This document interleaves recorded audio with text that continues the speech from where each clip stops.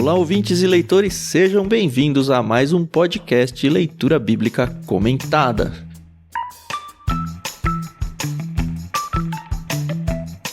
Eu sou o Thiago André Monteiro, @vulgutan, estou aqui com a Carol Simão e com o Thiago Moreira para a gente conversar sobre o capítulo 22 de Lucas, chegando muito aos finalmente hoje, enfim. Infelizmente ou felizmente para nós, né? Jesus será preso e vai começar o processo aí todo de crucificação de Jesus.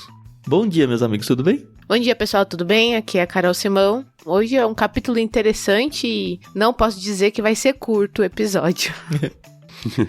Bom dia a todos, ouvintes, leitores. De fato, é um desafio aqui esse capítulo. Eu acho que o maior capítulo que já gravamos. É mesmo? Né? Uau. 71 versículos. Eu acho que sim. Mas um capítulo muito importante, né, no Evangelho de Lucas. Não só no Evangelho de Lucas, né, mas na história da redenção. Quando nosso Salvador ele começa a ser entregue para oferecer-se em sacrifício em nosso favor. Então é um capítulo muito central na mensagem do Evangelho. Vai ser legal a gente comentar um pouquinho disso. Eu gostaria de lembrar que essa gravação está sendo transmitida ao vivo no nosso Discord e agradecer o pessoal que está aqui ouvindo. A gente sempre que possível tenta fazer isso e normalmente a gente tem conseguido.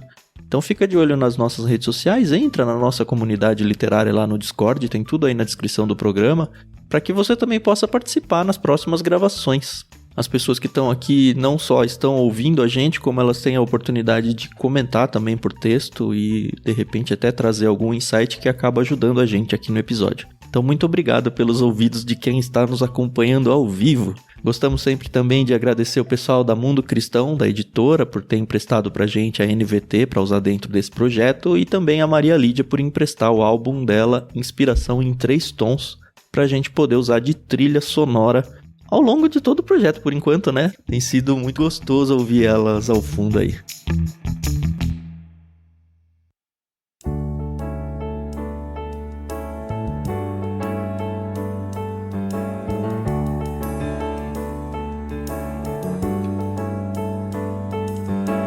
Capítulo longo, bem longo, a gente vai dividir o texto em 14 partes hoje, né?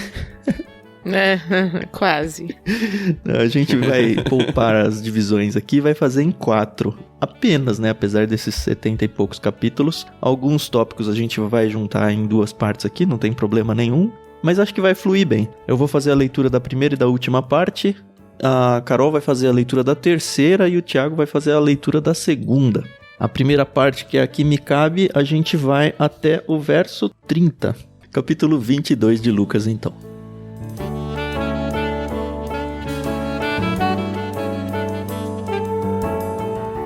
A festa dos pães sem fermento, também chamada de Páscoa, se aproximava. Os principais sacerdotes e mestres da lei tramavam uma forma de matar Jesus, mas tinham medo da reação do povo. Então, Satanás entrou em Judas Iscariotes, um dos 12, e ele foi aos principais sacerdotes e aos capitães da guarda do templo para combinar a melhor maneira de lhes entregar Jesus. Eles ficaram muito satisfeitos e lhe prometeram dinheiro. Judas concordou e começou a procurar uma oportunidade de trair Jesus, para que os prendessem quando as multidões não estivessem por perto. Chegou o dia da festa dos pães sem fermento, quando o cordeiro pascal era sacrificado. Jesus mandou Pedro e João na frente e disse: "Vão e preparem a refeição da Páscoa para que a comamos juntos." "Onde o Senhor quer que a preparemos?" perguntaram. Ele respondeu: "Logo que vocês entrarem em Jerusalém, um homem carregando uma vasilha de água virá ao seu encontro. Sigam-no. Na casa onde ele entrar, digam ao dono: o mestre pergunta: onde fica o aposento no qual comerei a refeição da Páscoa com meus discípulos? Ele os levará a uma sala grande no andar superior, que já estará arrumada. Preparem ali a refeição."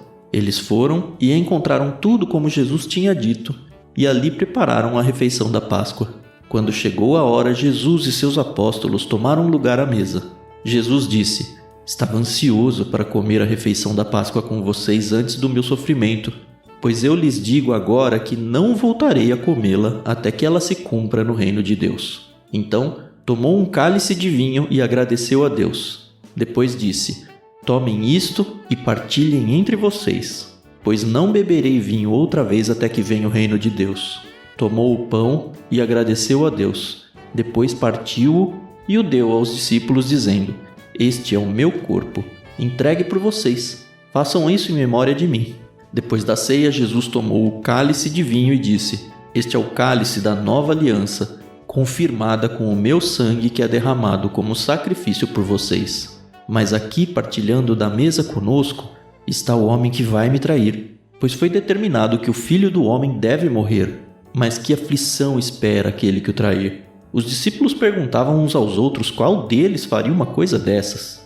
Depois, começaram a discutir entre si qual deles era o mais importante. Jesus lhes disse: Neste mundo, os reis e os grandes homens exercem poder sobre o povo, e, no entanto, são chamados de seus benfeitores. Entre vocês, porém, será diferente. Que o maior entre vocês ocupe a posição inferior e o líder seja o servo. Quem é mais importante, o que está à mesa ou o que serve? Não é aquele que está à mesa? Mas não aqui, pois eu estou entre vocês como quem serve. Vocês permaneceram comigo durante meu tempo de provação, e assim como meu Pai me concedeu um reino, eu agora lhes concedo o direito de comer e beber à minha mesa, em meu reino. Vocês se sentarão em tronos e julgarão as 12 tribos de Israel.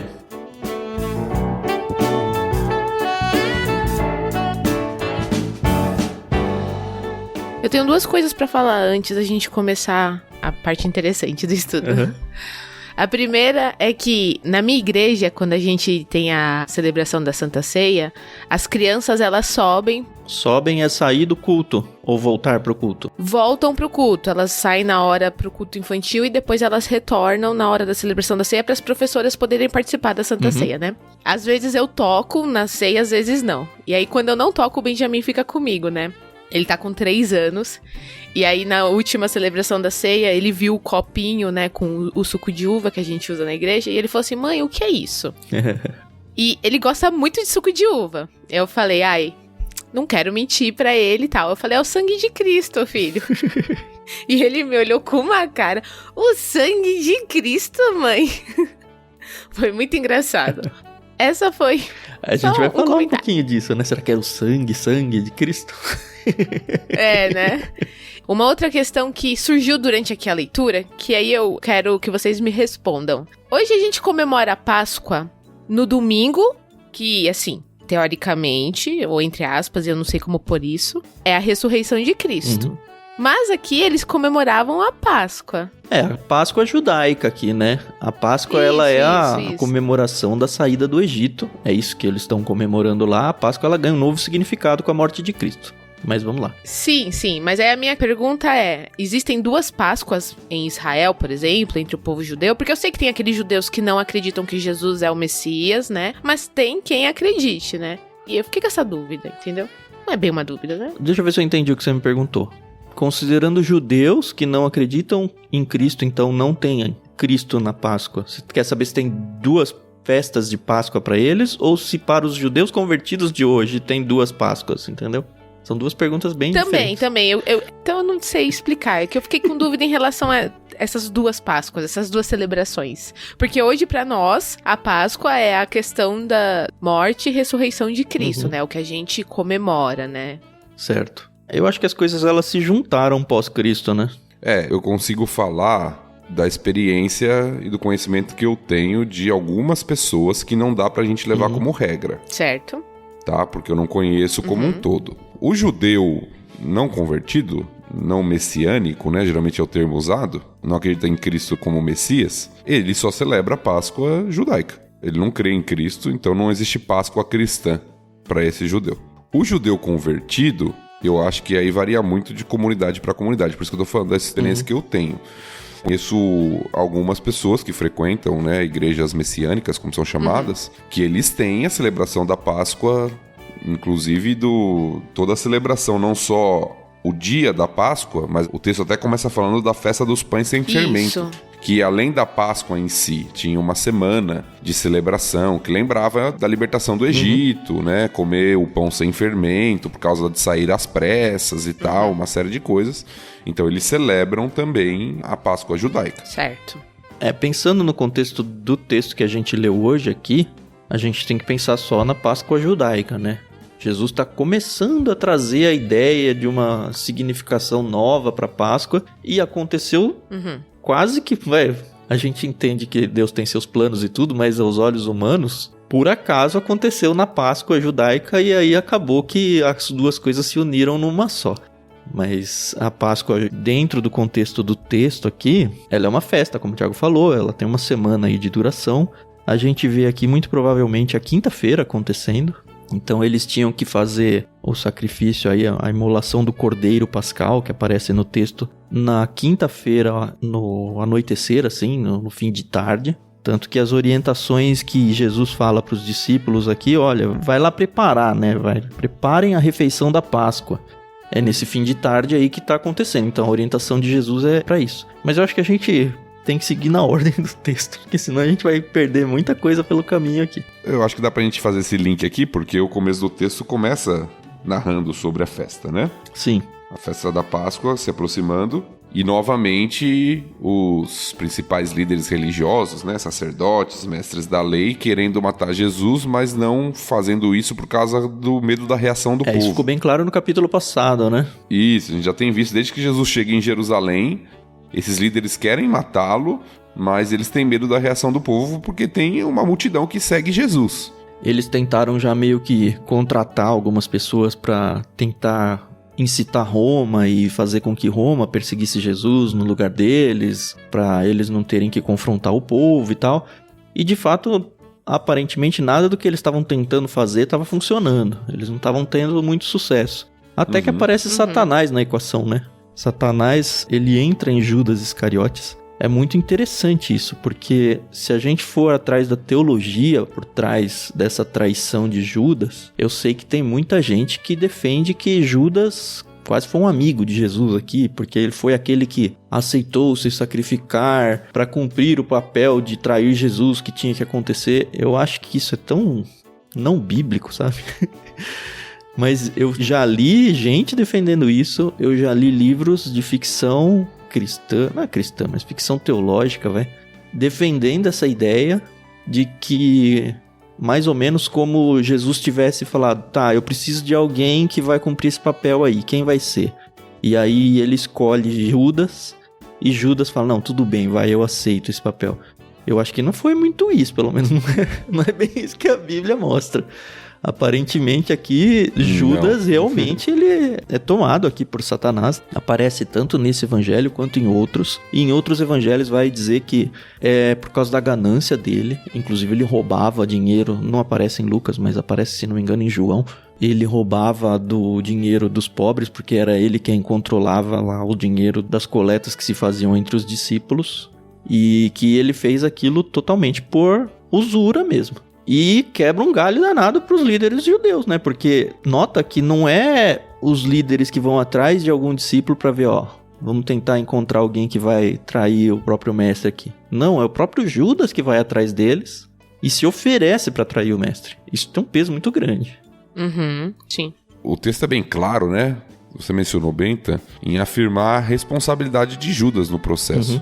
Apesar de Satanás estar aqui, apesar da profecia de que Jesus seria traído, isso não elimina em nada a responsabilidade de Judas. Sim. Na entrega de Jesus, na sua ganância, como foi dito, né? Então acho que o texto deixa isso bem claro, né? Sim.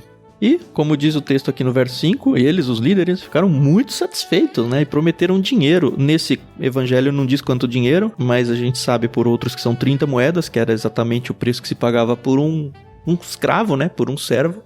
E a gente considerar que era Jesus, né? No mínimo um rabi ali para as pessoas. É um preço super barato ser considerado ele como um escravo. É muito interessante a gente ver ao longo do texto que Jesus não é pego de surpresa, né? Ele já sabe que vai ter alguém que vai traí-lo. E de fato ele diz isso para as pessoas, né? No verso 21 que a gente já leu, né? Aqui está o homem que vai me trair. E é muito interessante ver isso, né? A princípio já era aquela comoção, aquele imagina, não sou eu, quem será e tal, mas muito rapidamente os discípulos mudam de assunto para quem será que é maior entre nós. A gente já viu eles falando sobre isso um pouco. E eu fico me colocando essa hora no lugar de Jesus e falo, caramba, mano, eu tô passando tudo isso daqui, eu tô avisando todo mundo que eu vou ser traído. Eu acabei de falar que, olha, eu vou ser sacrificado por vocês, ele falou isso no final do verso 20. Eu tô fazendo um pacto de uma nova aliança com eles aqui, a gente deve falar um pouquinho sobre ela também daqui a pouco. É um momento tão crucial pra mim E eles estão discutindo aqui quem é o maior. E sei lá, eu tenho algumas horas com eles agora aqui e ainda estamos nisso, sabe? Deve ter sido difícil, viu? Ah, não sei. Bom, Jesus sabe, né, das coisas, né? Então, não sei se pra ele era tão... Ai, nossa, não acredito que eles estão fazendo isso. Ele já sabia, né? Ah, sei lá, eu acho que ele falava isso pra si mesmo. Em algum momento, assim. Só uma coisa que eu queria falar de Judas, que achei interessante, que aqui em Lucas não fala, mas eu vi que em João fala que ele era o responsável pelas finanças, né, dos discípulos, né? E ele fazia um caixa 2, né? Então, exato. Ele já, né, tinha ali um mau caráter.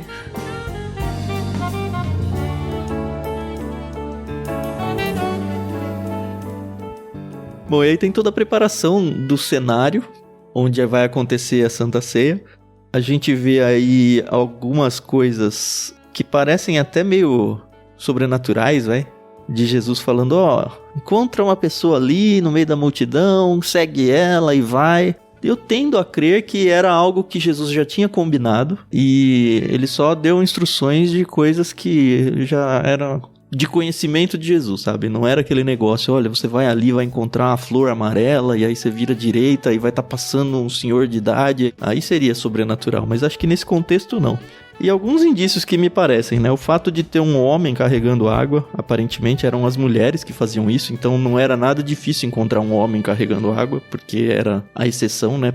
Não tinha praticamente um homem carregando água, mas esse homem provavelmente fazia parte, era um dos servos, eu sei lá o que, do dono do local lá. Então Jesus sabia que estava sendo preparado aquele espaço para ele, provavelmente o próprio Jesus já tinha combinado ali e simplesmente passou as instruções para os discípulos que foram lá preparar a refeição da Páscoa.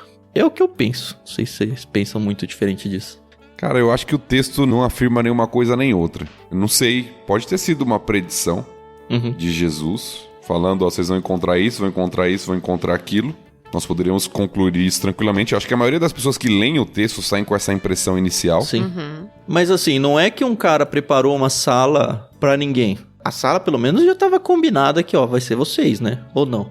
Na verdade, essas salas existiam em algumas casas, né? Isso. O próprio nome cenáculo, ele era uma sala onde se tinha refeições mesmo. Então essas salas, elas já existiam em si. A grande questão é sobre a refeição que foi preparada. Se já estava pré-alugado ou não, né?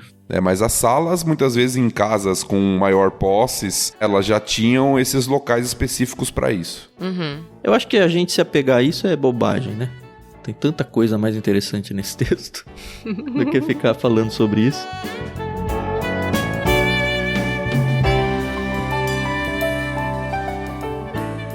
Tem a preparação da Páscoa e aí tem o texto que é usado muitas vezes pelas igrejas como o texto da ceia, né? Do ritual da ceia do Senhor. Alguns chamam de ceia do Senhor, outros, como a Carol falou, chamam de Santa Ceia. Mas esse ritual de rememorar a ceia original, né? Que foi essa ceia com Jesus e seus discípulos. Lembrando que essa muitas vezes é conhecida como a última ceia, até pelo que Jesus vai falar aqui, né? É a última ceia dele com os discípulos, até um momento futuro, como a gente vai ver. Mas a gente comentou isso no começo do capítulo. Era algo que eles faziam. Sim. Não era algo único que está acontecendo aqui. Eles tinham essa ceia da Páscoa judaica, né, dessa festa, mas Jesus aqui está trazendo um novo significado, um significado superior, sobre a questão da nova aliança, que a gente vai discutir bastante. Sim.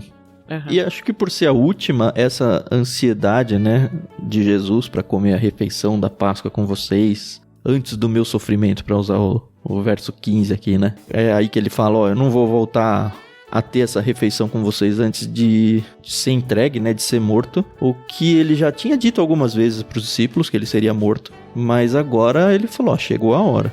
Vai vir o reino de Deus. E eu acho que na cabeça deles aqui, deve ter dado meio que um parafuso. Porque ao mesmo tempo que ele fala, olha, eu vou ser entregue, eu vou ser morto. E isso não vai acontecer de novo, essa refeição, né? Eu não beberei aqui vinho com vocês até que venha o reino de Deus. E eu acho que mesmo para eles não estava muito claro que essa vinda do reino de Deus não seria muito diferente do que eles esperavam. Porque, lembra, eles estavam esperando uma revolta. Sei lá, agora veio e vai assumir o trono. E um pouquinho mais pra frente a gente vai ver uma cena de Jesus falando, agora vocês têm que carregar espadas, e o próprio Pedro agindo impulsivamente também. Eu tendo a entender que talvez ali na cabeça deles falou, agora vamos dominar o reino, sabe? Alguma coisa nesse sentido. Tá muito nebuloso ainda, apesar de nós que estamos lendo a posteriori, né, sabermos exatamente o que está acontecendo, mas aparentemente para os discípulos ainda não está 100% claro. E acho que fica evidente isso até pelo fato deles começarem a discutir quem era o mais importante entre eles. E é interessante que nesse capítulo de Lucas, o autor, ele não fala sobre aquela parte em que Cristo fala que um deles vai trair ele, né? Como tá em Mateus. Falou, não falou? Ele fala, mas é mais resumido do que em outros evangelhos. Exatamente, não como em Mateus, né? No 21 ele fala, mas aqui, partilhando da mesa conosco, está o homem que vai me trair. Uhum. É que no relato de outros evangelhos tem toda uma cena onde Sou Jesus fala, é aquele que põe a mão né? comigo no prato. Uhum. Tem mais detalhes. Sim. Aqui é mais resumido, né? Uhum.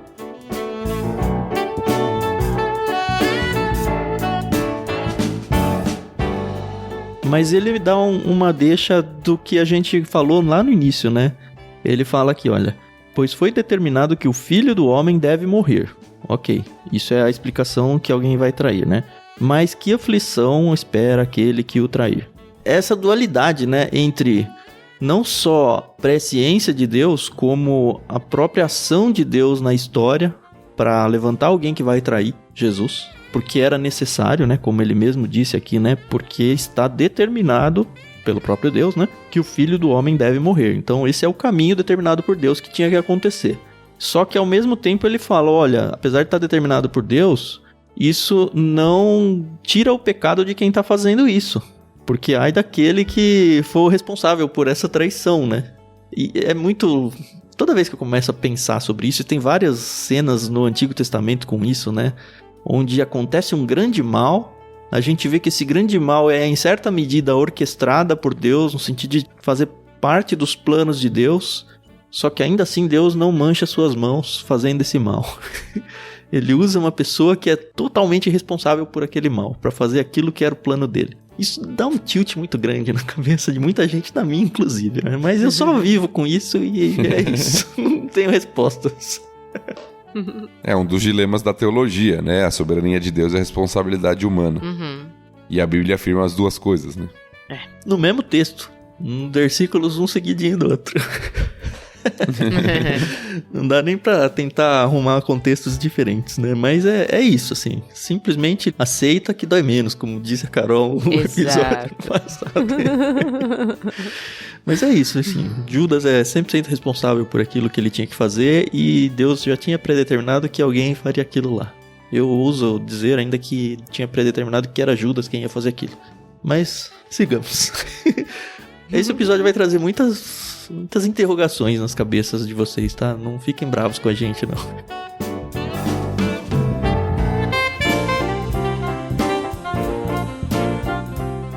Antes da gente seguir, eu acho que é importante a gente só mencionar aqui o significado. A gente falou um pouquinho da ceia, né? É bem conhecida, para nós somos cristãos, mas o significado que Jesus dá aqui ao pão, como representando o seu corpo, e ao cálice, ele dá um detalhe aqui, né? O cálice da nova aliança, representando seu sangue. E eu acho que isso tem um pouco de contexto que é importante a gente lembrar, porque alianças no Antigo Testamento, elas eram celebradas com sangue. Animais eram cortados, a gente viu isso com Abraão lá em Gênesis, para estabelecer uma aliança. E aqui o sangue da aliança é o sangue do próprio Cristo, do próprio Senhor, que vai ser derramado para estabelecer essa nova aliança de Deus com os homens, a partir do sacrifício de Cristo.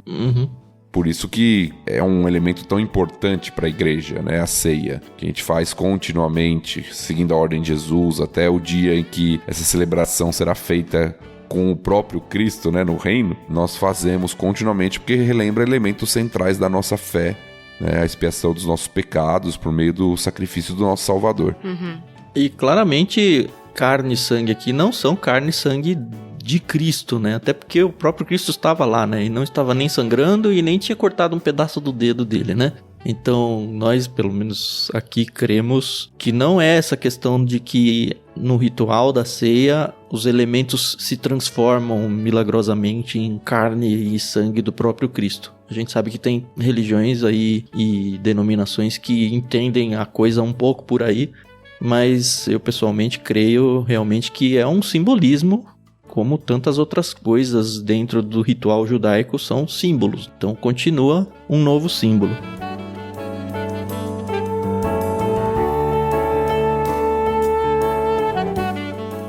E uma outra coisa que eu acho importante a gente dizer, toda vez que eu leio esse texto e falar nova aliança, a gente pensa na nova aliança de Cristo. A impressão que passa é que era algo totalmente novo para os judeus. Novo no sentido de que nunca ninguém tinha falado sobre esse negócio de nova aliança. Mas estudando dessa vez, eu fui chamado a atenção que não.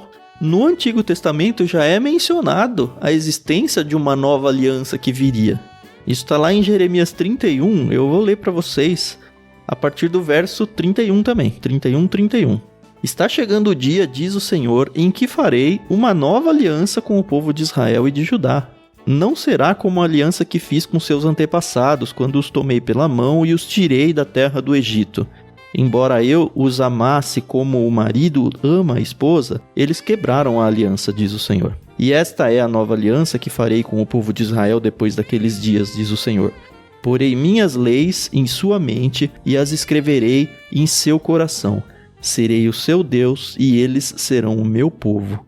E não será necessário ensinarem a seus vizinhos e parentes, dizendo: você precisa conhecer o Senhor, pois todos, desde o mais humilde até o mais importante, me conhecerão, diz o Senhor. E eu perdoarei sua maldade e nunca mais me lembrarei de seus pecados. É claro que a gente entende isso hoje como algo que ainda não aconteceu. Eu acho que essa aliança ela vai ser exatamente como descrita aqui em Jeremias, lá na volta de Cristo, né? Mas talvez ele esteja trazendo aqui, olha, eu tô lembrando essa nova aliança aqui com vocês. E tem aqueles elementos que muitos vão chamar de já e ainda não. Isso. Que em certo sentido isso tem elementos já iniciais através do ministério de Cristo, mas que se cumprirão plenamente no futuro. A própria chegada do reino de Deus aqui, né? Que ele fala que, vai chegar o reino Exato. de Deus, dá a impressão de que o reino de Deus está chegando, e hoje a gente diz ainda que, em alguma medida, não chegou. Mas já chegou, mas não se completou. Então a gente tá meio que num hiato aí, sei lá.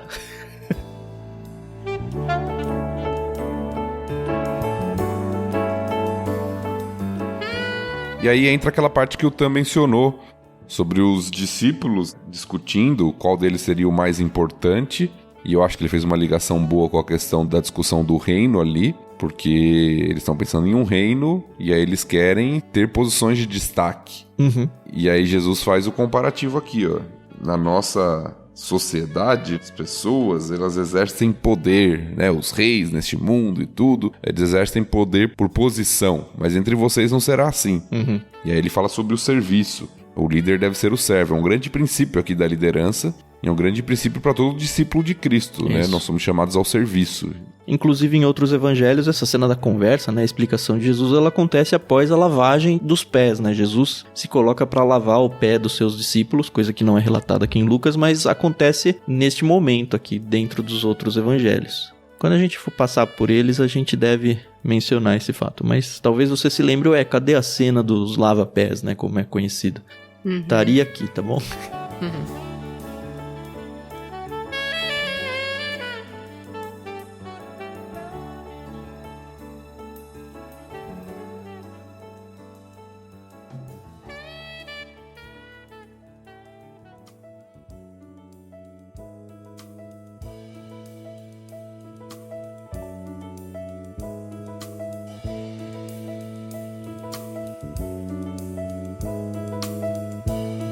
Podemos andar? Foi meia hora de programa já. Sim, vamos lá. Eu vou ler do 31, então, até o 46 agora.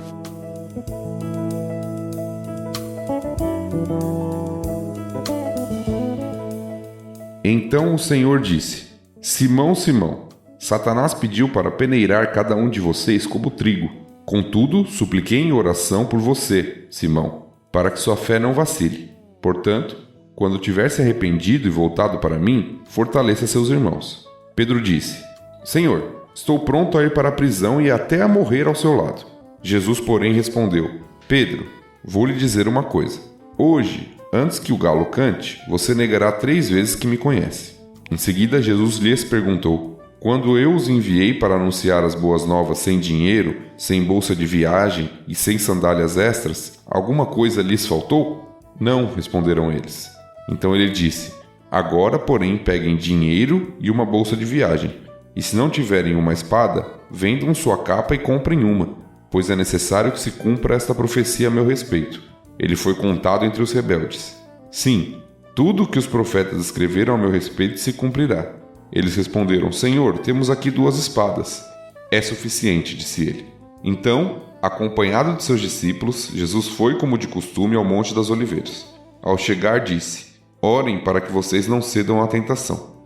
Afastou-se a uma distância como de um arremesso de pedra, ajoelhou-se e orou: Pai, se queres, afasta de mim este cálice. Contudo, que seja feita a tua vontade, não a minha. Então apareceu um anjo do céu que o fortalecia. Ele orou com ainda mais fervor, e sua angústia era tanta que seu suor caía na terra como gotas de sangue. Por fim, ele se levantou, voltou aos discípulos e os encontrou dormindo, exaustos de tristeza. Por que vocês dormem? Perguntou ele. Levantem-se e orem, para que não cedam à tentação.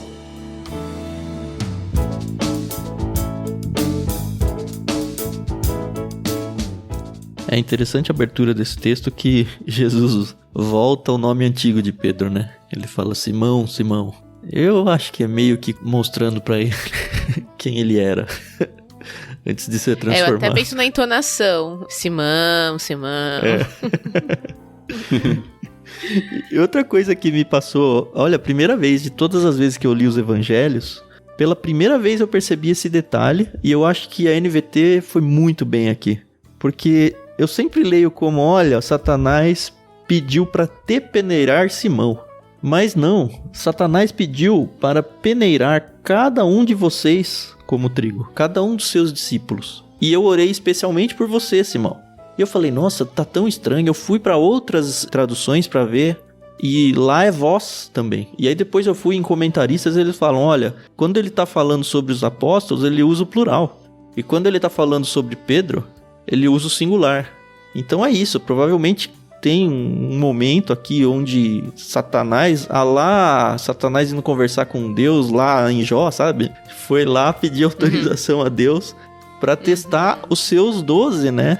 Talvez o Judas tenha caído aí e os outros 11 não. E de fato Pedro passaria por uma aprovação. Jesus já avisa ele que vai acontecer algo assim. Pedro fala, não, imagina, isso nunca acontecerá comigo. Eu sou fiel ao Senhor. E ele fala, eu tô orando por você porque justamente eu sei que você vai cair. E saiba que ainda assim eu sou o seu Senhor e eu ainda estarei com você. Inclusive, pós-queda, você tem a responsabilidade de ajudar os outros. E aparentemente parece que os outros talvez também caíssem em algum momento aqui e também iam precisar de ajuda para se reerguer. Não, interessante é que minutos antes de Cristo falar isso pra Pedro, eles estão lá falando, né? Não, eu vou ser o maior, eu vou ser o maior, eu vou ser o maior e tal. E aí Jesus vem e fala, presta atenção. E outra coisa, Jesus acabou de falar que ele vai ser traído. Então, é aquela arrogância humana, né? Uhum. De achar, não, isso aí nunca vai acontecer comigo. E você não tá atento ao seu coração. Então, Jesus falou que tinha alguém entre eles partilhando a mesa que iria trair. Aí eles começam a discutir sobre quem seria o maior. Aí Jesus volta ao aspecto da negação de Pedro aqui, mas eles acham que isso nunca aconteceria com eles, né? Uhum. Ainda bem que não acontece mais com a gente, né? Não, de jeito nenhum. Contém ironia, tá, pessoal? Fortes doses de ironia, né?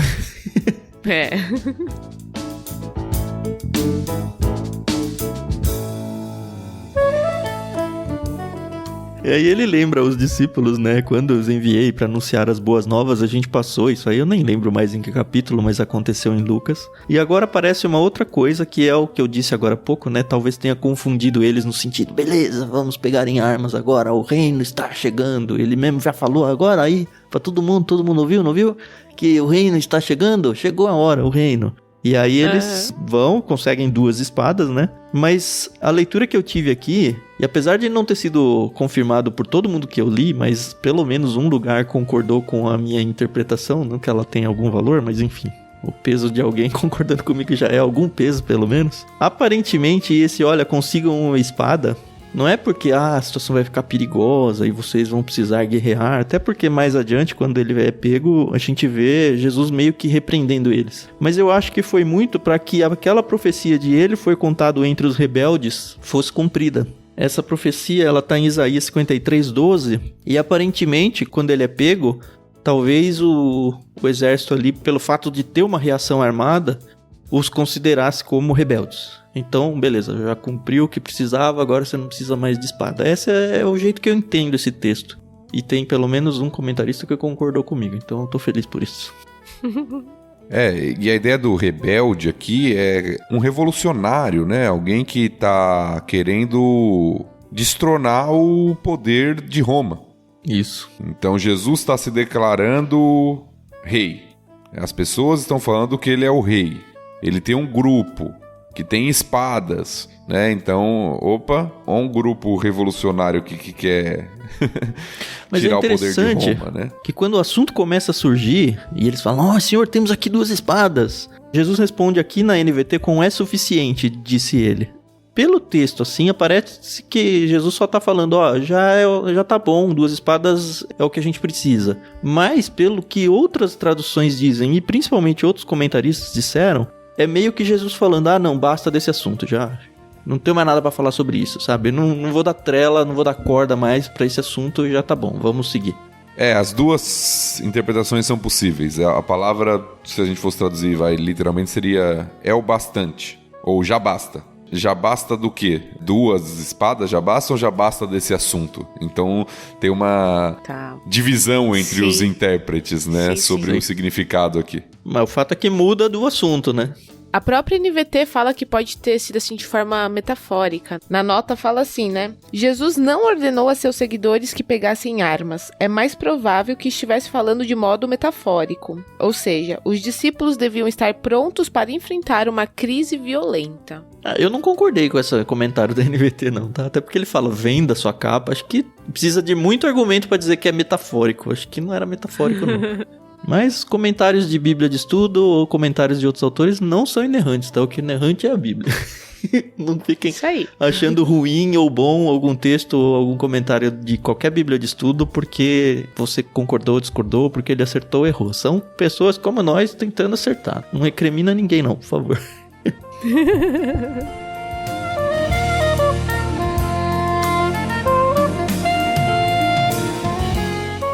Aí tem a cena do Monte das Oliveiras, né?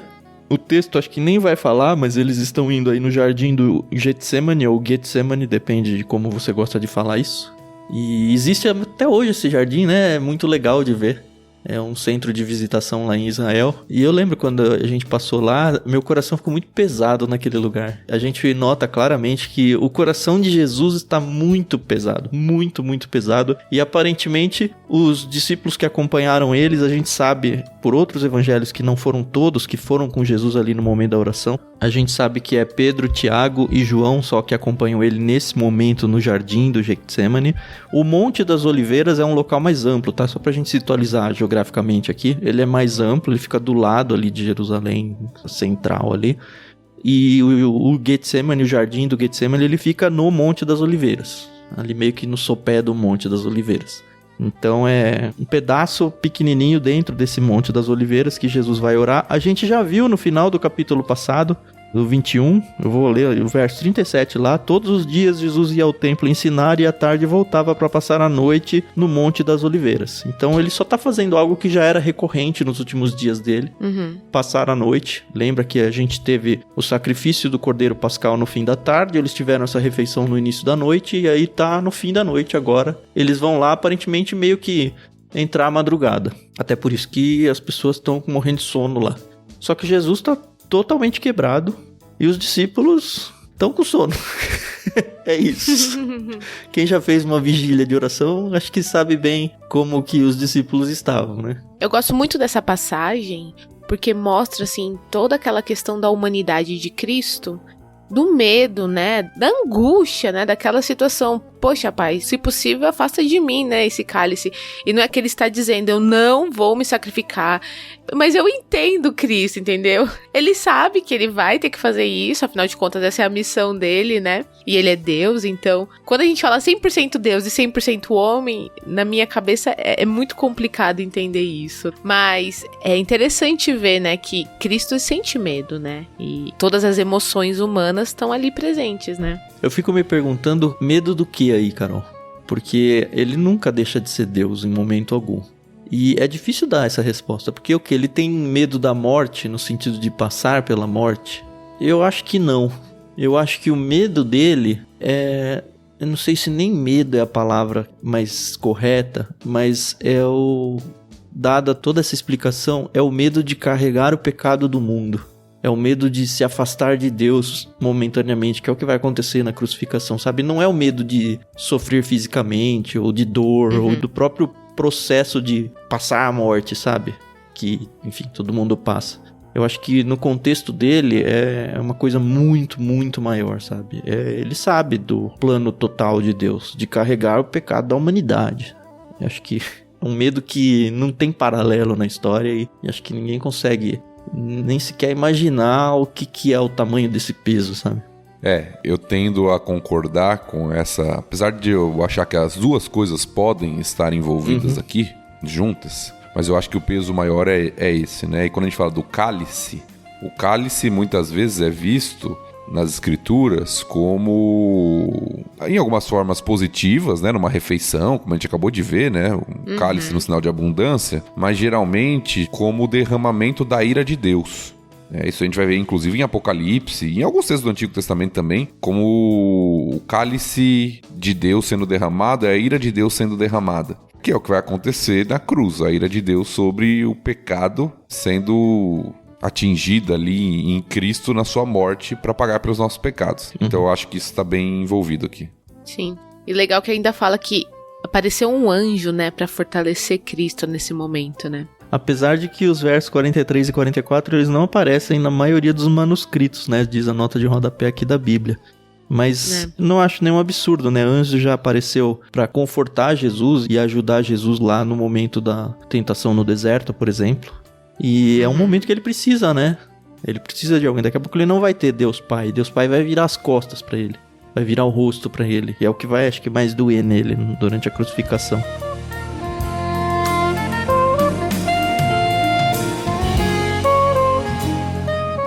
E aí tem no verso 44, eu sei que existe uma galera que defende essa teologia de que ele transpirou sangue e que até existe um processo biológico onde isso é possível em grandes angústias e tal. Mas de verdade eu não enxergo isso no texto. Eu enxergo no texto que Jesus estava tão tenso que ele suou demais. Suou de pingar no chão, como se estivesse sangrando, sabe? Então é um comparativo. Mas também não coloco a minha salvação em xeque por causa disso não. Acho que não vale a pena.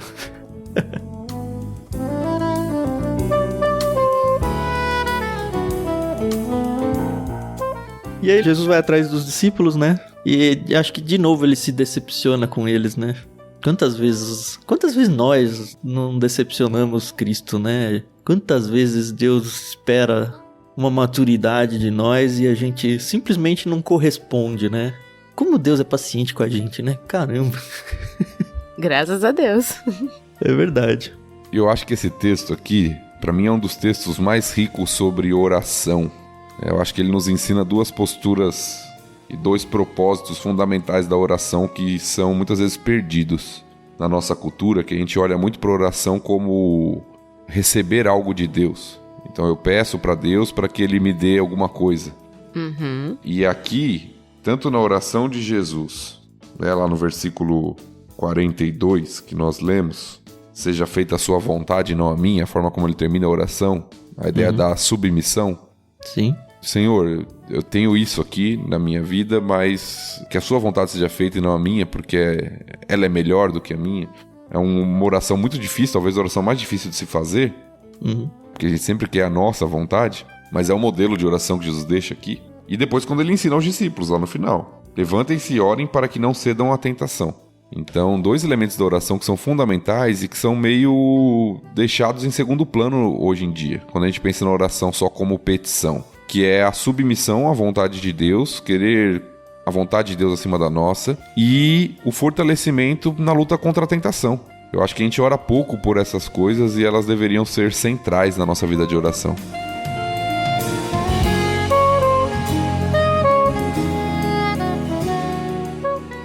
Sabe que esse versículo eu me confundo e até hoje eu não tenho uma resposta para ele? Porque, talvez seja claro para vocês e vocês possam me ajudar. A frase aqui na NVT diz: levantem-se e orem para que não cedam à tentação. Eu vou ler na revista atualizada, diz: levantai-vos e orai, para que não entreis em tentação. O motivo de orar é pedir para eu não cair na tentação, até fazendo um reflexo, por exemplo, que Jesus acabou de falar, Satanás pediu para testar todos vocês. Então vocês devem orar para que vocês não caiam nessa tentação que eu sei que vai vir. Eu já estou falando aqui para vocês. Essa é uma interpretação. A outra é, o fato de eu orar, simplesmente orar, me ajuda para que eu não caia em tentações. Não que eu esteja orando para não cair na tentação, entendeu? Mas o fato de eu ter esse relacionamento com Deus de oração faz com que eu não caia em tentação. Eu nunca consegui resolver essa equação. Depois do estudo de hoje, eu acho que é mais a primeira. Mas antes era mais a segunda, então não sei. Talvez sejam as duas. Pô, Thiago, você não resolve nada. Não, a palavrinha para quê, traduzida aí, ela tem os dois sentidos no grego. Ela tem o sentido de finalidade, de propósito, que seria o primeiro. E ela tem o sentido de algo que resulta, consequência. Uhum. Então, depende do contexto, pode ser um, pode ser outro. Ou pode ser as duas coisas. Uhum. Eu acho que o texto, de alguma forma, nos indica as duas coisas. Uhum. Um, pelo que você falou, pelo contexto lá de que Satanás os peneirar e tudo. Então, orem com a finalidade de que vocês não caiam em tentação. Não sejam levados pela tentação. Tipo, o pedido é não me deixe cair em tentação, né? Como é, inclusive, a oração do Pai Nosso. No Pai Nosso. Exato. Mas, por outro lado, também, eles estavam em uma, entre aspas, vigília de oração. E o fato deles estarem orando os protegeria também de cair em tentação. Então, também é um resultado. Então, eu acho que as duas coisas podem ser contempladas aqui. O bom é que as duas coisas são boas, né? Então, que bom. Não dá pra errar pro lado ruim. Né? E levam ao mesmo resultado.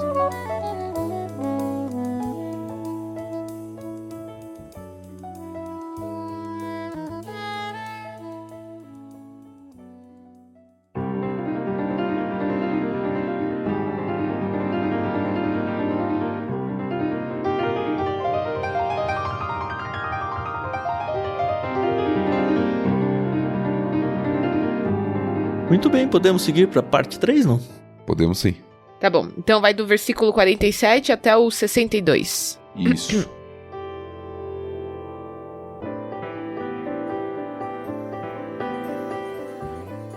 Enquanto Jesus ainda falava, chegou uma multidão conduzida por Judas, um dos 12. Ele se aproximou de Jesus e o cumprimentou com um beijo. Jesus, porém, lhe disse: Judas, com um beijo você trai o Filho do Homem? Quando aqueles que estavam com Jesus viram o que ia acontecer, disseram: Senhor, devemos lutar? Trouxemos as espadas. E um deles feriu o servo do sumo sacerdote, cortando-lhe a orelha direita. Mas Jesus disse: Basta. E tocando a orelha do homem, curou. Então Jesus se dirigiu aos principais sacerdotes, aos capitães da guarda do templo e aos líderes do povo que tinham vindo buscá-lo. Por acaso sou um revolucionário perigoso para que venham me prender com espadas e pedaços de pau? Por que não me prenderam no templo? Todos os dias eu estava ali ensinando. Mas esta é a hora de vocês, o tempo em que reina o poder das trevas. Então eles o prenderam e o levaram à casa do sumo sacerdote. Pedro o seguiu de longe. Os guardas acenderam uma fogueira no meio do pátio e sentaram-se em volta. E Pedro sentou-se com eles. Uma criada o notou à luz da fogueira e começou a olhar fixamente para ele. Por fim disse: Este homem era um dos seguidores de Jesus. Mas Pedro negou, dizendo: Mulher, eu nem o conheço. Pouco depois, um homem olhou para ele e disse: Você também é um deles. Não sou, retrucou Pedro. Cerca de 1 hora mais tarde, outro homem afirmou: Com certeza esse aí também estava com ele, pois também é galileu. Pedro, porém, respondeu: Homem, eu não sei do que você está falando. E no mesmo instante o galo cantou. Então o Senhor se voltou e olhou para Pedro. E Pedro se lembrou das palavras dele: Hoje Antes que o galo cante, você me negará 3 vezes. E Pedro saiu dali chorando amargamente.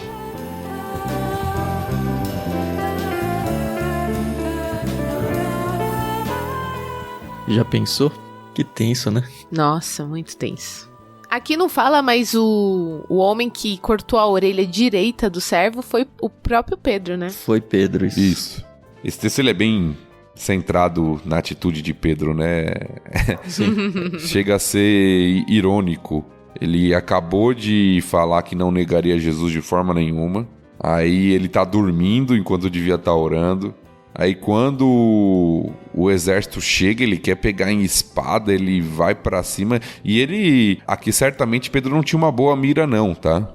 Alguns pensam que Pedro mirou na orelha do homem lá, né? Mas não, eu acho que ele tentou degolar mesmo e o cara desviou, ele errou.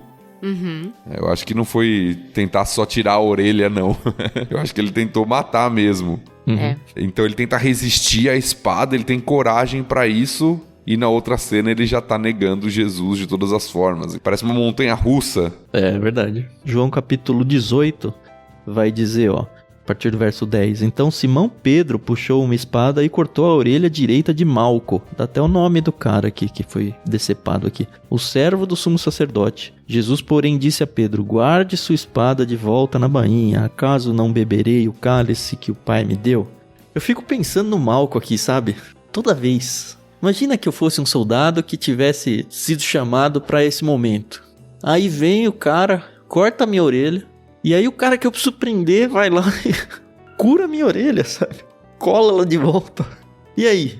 Cumpro com as minhas obrigações de prender esse cara, me ajoelha ali na frente, sabe?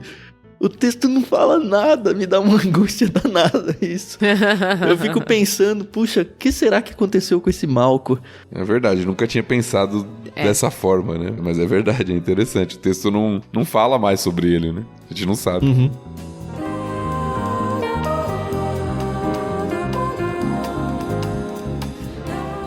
O fato é que, como você falou, né, o texto está todo focado em Pedro. A gente vê Pedro indo junto com Jesus, né? Atrás de Jesus. Jesus é pego. Aparentemente todo o resto debanda já, né? Porque não fala mais nada sobre mais ninguém. Talvez eles estivessem pensando, agora que vai ter o Messias. Ih, pegaram ele agora, então lascou tudo, né? E da debandada geral, o Pedro vai atrás e ele é reconhecido, aparentemente pelo sotaque dele. É. Uhum. E aí é isso, né? Em situação de perigo ali, já pegaram ele. Se me pegarem como discípulo dele, eu vou ter o mesmo destino. Então, deixa eu dar o meu jeito aqui. Apesar de tudo que a gente já viu, né? E como deve ter sido difícil ouvir aquele galo cantar, né? A gente tem aqui um cenário de galo cantando. Lembra? Eles passaram a madrugada em oração ali. Pelo menos uma boa parte ali, o início da madrugada. Ainda tem todo o cenário onde Jesus ele é questionado, é inquirido aqui. E é interessante que ele não pode ser condenado por causa da lei, não podia ser condenado enquanto não amanhecesse. Fazia parte da legislação. Então, por mais que Jesus estivesse ali na madrugada com as pessoas tentando incriminá-lo, ele só poderia ser formalmente incriminado mesmo de manhã. E é por isso que prendem ele, batem nele, estão aí esperando amanhecer para que o processo judicial contra ele, o processo de julgamento dele, desse início. Mas Pedro está ali perto. A casa ali do sumo sacerdote, aí tem a briga, é o Anás, é o Caifás, aparentemente é uma casa uma perto da outra, e as pessoas e o próprio Pedro estão na parte externa, que talvez fosse contígua ali as duas casas, mas também é algo que é muito detalhe, acho que não importa muito para nossa história maior, mas o fato é que Pedro é reprovado aqui, né? Sai chorando, a gente vai ver depois Judas também se arrependendo, ele não vai exatamente para chorar, né? Ele vai para se matar. Mas não é no texto de hoje. Tem um filme dirigido pelo Mel Gibson, A Paixão de Cristo. Não sei se todo mundo já teve a oportunidade de assistir. É um filme muito interessante. Ele é legal pra ser assistido. E tem essa cena, a cena quando Pedro nega Cristo, que é uma cena, assim, muito fantástica, de bem produzida e bem feita, porque no filme Cristo já apanhou, tá ali bem machucado, tá sangrando e tal, e aí os olhares dele e de Pedro se cruzam, né? E aí Pedro lembra das palavras, e eu acho assim que foi uma cena assim... Não precisa nada, né? Só olhar, né? Exato, e nossa, foi de arrepiar. E toda vez que eu leio esse texto, automaticamente vem essa cena na minha mente e eu fico toda arrepiada, porque é aquilo, né? Pedro começou a negar uma vez, eu acho que não é... Óbvio, eu não acho. Tenho certeza que ele nem passava na cabeça dele o que Cristo tinha falado, né? Horas antes. E quando a ficha cai, né? Nossa, né? Deve ter doído. Pois é.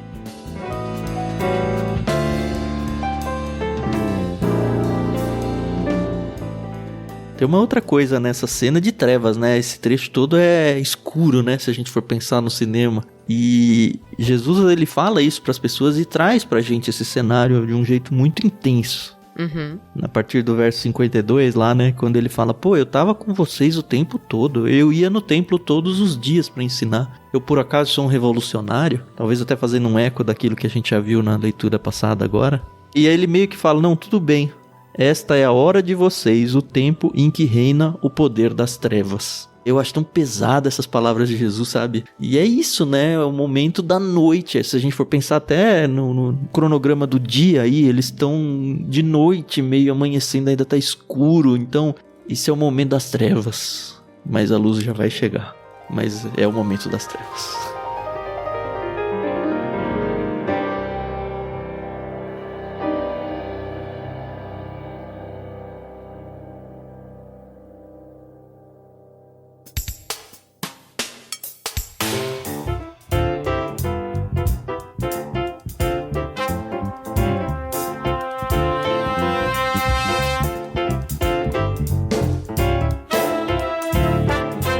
Algo mais? Acho que não. Acho que não também. Então vamos fazer a leitura do último trecho. A gente vai agora a partir do verso 63 até o fim.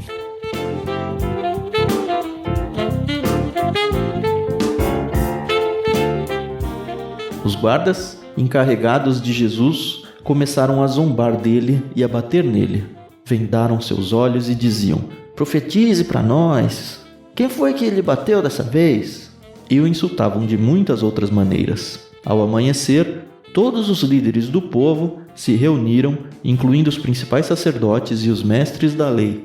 Jesus foi conduzido à presença desse conselho e eles perguntaram, diga-nos, você é o Cristo? Jesus respondeu, se eu lhes disser, de modo algum acreditarão em mim. E se eu lhes fizer uma pergunta, não responderão. Mas de agora em diante o Filho do Homem se sentará à direita do Deus Todo-Poderoso. Todos gritaram, então você afirma que você é o Filho de Deus? E ele respondeu, vocês dizem que eu sou. Que necessidade temos de outros testemunhas? Disseram eles. Nós mesmos o ouvimos de sua boca.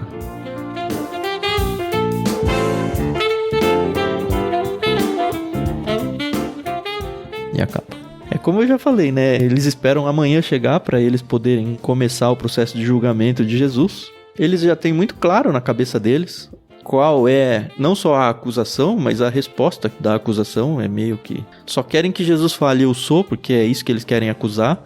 E é interessante essa dança que Jesus faz, né? Não, vocês estão falando, é tipo, vocês já sabem o que vocês querem falar, eu não preciso dizer nada, apesar de ser verdade isso, né?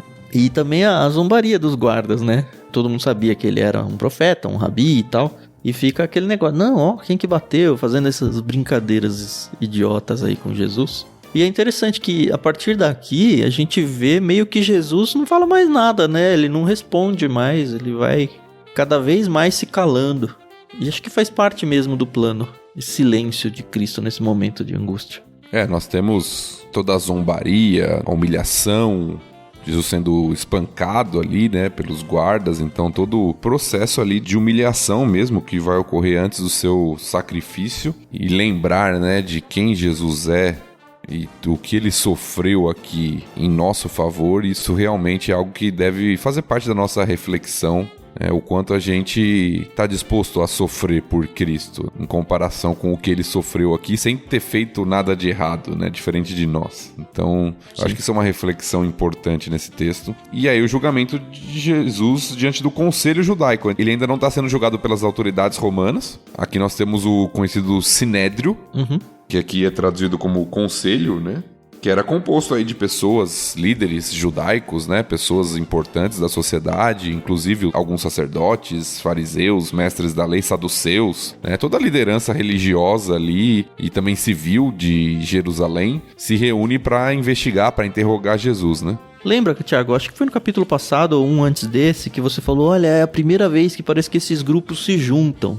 Quando eu tava lendo esse capítulo, eu lembrei disso que você falou, porque no 66 diz, né, todos os líderes do povo. E é como você falou, são os líderes civis também, não é só o religioso que tá no meio aqui. São os líderes do povo se reunindo com os principais sacerdotes, com os mestres da lei. Então a gente tem aí um grupo até que bem heterogêneo de pessoas que, não, cansamos desse Jesus aí, sabe? Ele deixou de ser o preferido aí. Apesar de que o capítulo abriu falando que eles ainda tinham um pouco de medo de como o povo reagiria em relação a eles, a captura de Jesus, né? Mas uma coisa é o povo, a multidão. Outra coisa é a liderança aqui, no caso, né? E principalmente liderança religiosa. Sim, mas ainda a liderança desse mesmo povo, né? Sim, mas a popularidade de Jesus estava na multidão, estava no povão. Jesus fazia milagre entre o povo. Ele sempre sofreu oposição da liderança, que se sentia ameaçada, né? Da liderança religiosa, principalmente. E aqui eles se reúnem, tanto é que a acusação que eles vão levar e vão falar, pronto, blasfemou, já temos o suficiente, é que ele se denomina como Cristo, como o Messias. Sim. Então eles enxergam em Jesus um falso Messias. É o famoso matar Deus em nome de Deus, né? Né?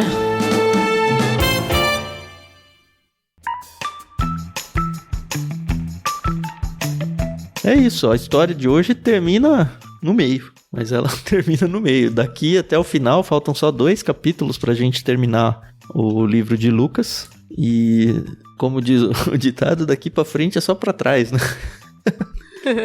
Vai ter ainda Jesus sendo julgado diante dos romanos aí, julgamento famoso diante de Pilatos, a gente vai entrar isso no capítulo seguinte. E não é spoiler pra ninguém contar que ele vai ser condenado e vai ser morto e vai ressuscitar, né? Nós chegamos à reta final do livro de Lucas, um capítulo longo, um capítulo duro, né? Um capítulo difícil, eu acho que emocionalmente pesado, não só pra Cristo, principalmente pra Cristo, né? Mas acho que para nós também, a gente tirou boas histórias aqui, traçando paralelos entre Pedro e nós, talvez entre Judas e nós, não sei. Aí cada um responde por si, mas preocupações e ataques a nós, assim, que são necessários pra gente se pensar como pessoas, como caráter, sabe? E ver como que nós realmente dizemos que seguimos a Cristo. Ou até os outros apóstolos, né? Que simplesmente saíram de perto e debandaram. Na hora do aperto, vamos embora. Não dá mais pra seguir ele, porque agora ele foi preso. Até onde a gente vai? E se a gente continuar seguindo, como que a gente vai agir? E também acho que uma palavra de esperança pro próprio Pedro, apesar de ele não ter dito ainda, isso vai ficar mais claro mais adiante na história dos apóstolos, principalmente depois da volta de Cristo e tal. Mas que, olha, Cristo ora por nós para que a gente não caia em tentação.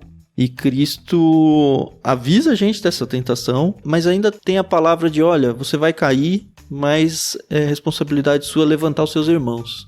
Então tem perdão ainda a acontecer. Acho que são lições que a gente pode ir tirando de nós, enquanto isso a gente vai sofrendo junto com Cristo todo o processo de crucificação. Obrigado mais uma vez, Carol, Thiago. Obrigado, galera que tá aqui no Discord ouvindo a nossa gravação. Uma delícia mesmo ter vocês por aqui. Espero que vocês possam estar nos próximos episódios também. E espero que vocês ouçam o episódio editado também, né? Que eu pessoalmente acho mais legal, assim, mais dinâmico. Obrigado, pessoal, que tá ouvindo isso aí já com um podcast montadinho, né? Não esqueçam de divulgar isso, tá? É um jeito de você falar de Cristo pras pessoas. A gente tá falando aqui e você só trazer ela pra ouvir junto com a gente, você tá ajudando a disseminar o evangelho, não esqueça disso. Conheça tudo que a gente oferece aí dentro da descrição do programa. A gente tem, como vocês já sabem, os planos no Clube Ictus. A gente tem o nosso sistema de apoio recorrente aí no Catarse. Isso é muito importante pra gente, de verdade, tá? A gente realmente quer chegar ao final da Bíblia, mas vamos depender muito dos recursos financeiros para que isso aconteça mesmo. Então, entenda que isso depende um pouco de você também. Entenda a gente como um projeto missionário que depende de orações e depende de sustento financeiro. Então, considere com carinho fazer parte disso também. E é isso, a gente volta na semana que vem com o capítulo 23 de Lucas. Até mais!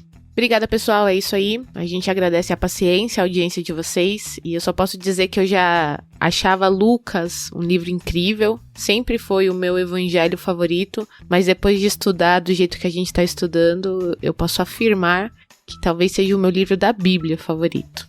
Que legal. É que bate muito aí com Esther e outros. Então, vamos ver. A pergunta é difícil isso, Carol. Às vezes me perguntam qual que é seu livro favorito. Putz. Cada vez que eu lembro de um, eu falo, esse. Não, tem aquele lá. Não, é que tem esse. É difícil. Né? É a Bíblia, né? Deixa assim.